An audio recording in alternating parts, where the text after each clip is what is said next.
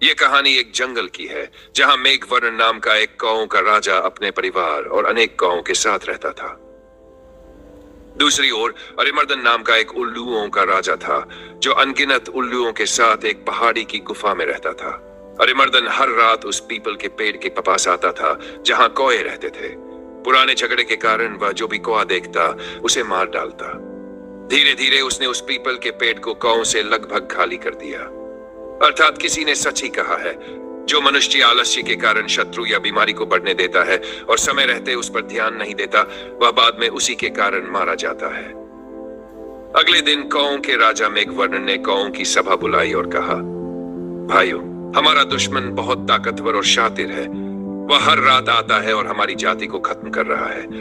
हम रात में देख नहीं सकते, इसलिए उस पर हमला नहीं कर सकते, और हमें यह भी नहीं पता कि वह कहां रहता है, नहीं तो हम दिन में जाकर उन पर हमला कर सकते थे। अब हमें सोचकर तय करना होगा कि हम क्या करें, समझौता करें, युद्ध करें, दूर चले जाएं या कोई और योजना बनाएं। आप सब मिलकर विचार करें और सलाह दें। मंत्रियों ने कहा, आपने बहुत अच्छा किया जो सबकी सलाह मांगी।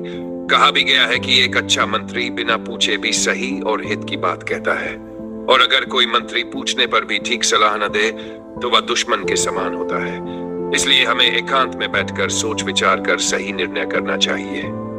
फिर राजा ने अपने 5 मंत्रियों उजीवी, संजीवी, अनुजीवी, प्रजीवी और चिरंजीवी सभी से एक एक करके राय लेनी शुरू की। सबसे पहले उसने उजीवी से पूछा, भद्र, ऐसी स्थिति में तुम्हारी क्या राय है?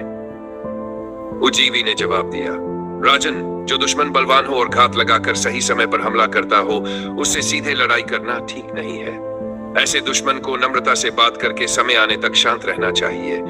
जैसे नदियां नीचे की ओर ही बहती है, वैसे ही समय का पालन करने वाला व्यक्ति हमेशा सुरक्षित रहता है।